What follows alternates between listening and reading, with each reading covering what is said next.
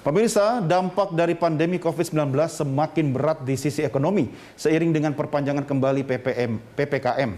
Penambahan anggaran dana untuk penanganan pandemi dan pemulihan ekonomi, terutama untuk perlindungan sosial, diharap bisa meringankan beban ekonomi masyarakat. Lalu kemana saja fokus penambahan anggaran diarahkan? Kita akan membahasnya bersama Sekretaris Eksekutif Komite Penanganan COVID-19 dan Pemulihan Ekonomi Nasional, Raden Pardede. Pak Pardede, selamat sore. Terima kasih bergabung bersama kami di Prime Time. Sehat ya Pak ya? Salam sehat. Selamat sore Bapak-Bapak dan Ibu sekalian. Baik. Pak, ini pemerintah sudah memutuskan menambah 55,21 triliun kembali untuk anggaran PEN khususnya perlindungan sosial. Nah, ini fokus atau prioritas penambahan anggaran ini kemana aja Pak Pardede? Oke, jadi memang Bapak dan Ibu sekalian, kita tentu yang paling miskin lah, yang paling rentan dulu yang kita perhatikan. Yang paling rentan itu kita berikan dia kartu sembako. Itu jadi tambahan 2 bulan kartu sembako jadinya. Dan itu untuk 18,8 juta keluarga. Kemudian juga kita juga berikan diskon listrik tambahan 3 bulan yang sebelumnya kita perkirakan sampai dengan September, nanti kita perpanjang sampai dengan Desember. Kemudian juga subsidi kuota internet terutama buat para mahasiswa, kemudian dosen, ini mulai dari SD sampai dengan perguruan tinggi. Kita berikan ke mereka juga sampai dengan Desember jadinya, Agustus Desember. Di samping itu kita juga antisipasi kemungkinan adanya PHK. Jadi kita berikan juga ini kepada tambahan sekitar 2,8 juta orang, yaitu untuk kartu prakerja nantinya. Dan juga ada bantuan beras Bulog yang tadi Pak Presiden sudah sebutkan itu. Ini untuk sebanyak 28,8 juta itu sebetulnya, dan masing-masing 10 kilo per keluarga, 10 kilogram. Dan satu lagi adalah ada kartu sembako yang kita berikan melalui Pemda. Nah sekarang Pemda akan mencatatkan itu untuk 5,9 juta orang atau keluarga itu. Itu kira-kira, jadi itu tadi itu yang disebutkan 30 tambahan itu sekitar 33 atau 35 triliun masih terus bergerak ini Bapak-Bapak. Jadi ada fleksibilitas yang dibuat oleh pemerintah dalam hal ini, tentu Bendahara Negara Kemenkeu membuat fleksibilitas akibat daripada kebutuhan yang mendesak ya. Karena memang begitu banyak saudara-saudara kita yang rentan ini yang terdampak oleh pemberlakuan dari kebijakan mereka mobilitasnya dikurangi atau pemberlakuan PPKM yang sangat ketat. Demikian Bapak. Pak Raden, kita bersyukur ada tambahan anggaran ya khususnya untuk perlindungan sosial 33,98 triliun. Tapi kita belum bicara tambahannya dulu nih Pak. Anggaran yang sudah tersedia sebelumnya sendiri, realisasinya bagaimana nih Pak sampai saat ini? Ya, realisasinya sebelum ini kita anggaran perlindungan sosial 153,86 triliun ya. Itu sudah diserap itu 53,4%. Ya, jadi memang cukup baiklah kalau boleh saya katakan untuk perlindungan sosial. Demikian juga untuk kesehatan juga kan ditambah juga sebetulnya. Yang sebelumnya untuk kesehatan juga 54,1%. Jadi untuk terutama yang dua ini kita lihat sangat baik penerapannya, baik itu kesehatan maupun perlindungan sosial. Ya, cuma Pak Raden, kemarin kan Presiden sempat komplain ya, atau menyoroti terkait dengan dana perlindungan sosial yang ada di APBD yang ternyata daya serapnya masih rendah. Nah ini bagaimana Pak? Artinya masyarakat kita kan yang berada di daerah tentu sangat membutuhkan saat ini.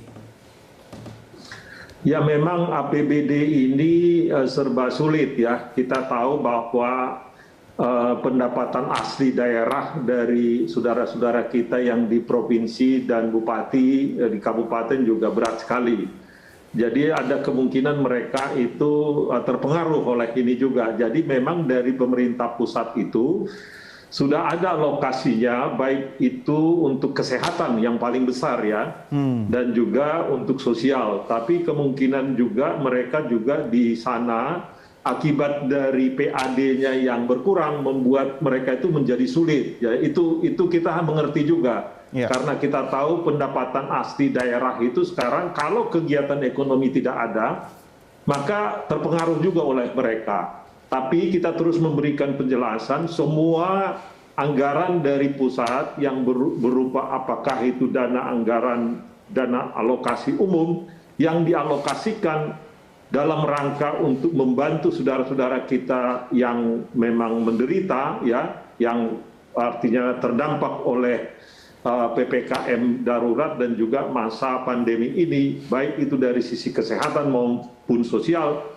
Kita harapkan mereka akan bisa menjalankannya. Kita jelaskan bahwa ada anggarannya, ini bisa dilakukan. Jadi ada juga mungkin persoalan sosialisasi dan juga keengganan-keengganan yang akibat dari PAD yang kami sebutkan tadi. Ya, Pak Raden, Pak Dede, artinya masyarakat atau publik juga perlu diedukasi terkait dengan mereka sudah tahu bahwa anggaran kita ada, cukup dan ada penambahan. Tetapi kalau kita bicara realisasi dan implementasinya khususnya Pak, kita ada program PKH, bansos tunai, kemudian kartu sembako dan lain-lain. Sebenarnya kendala teknis di lapangan apa sih Pak?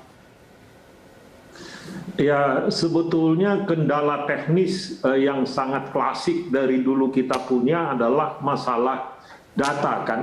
Ya. Jadi data itu kita perbaiki terutama oleh Kemensos waktu itu memperbaiki basis datanya itu, diupdate.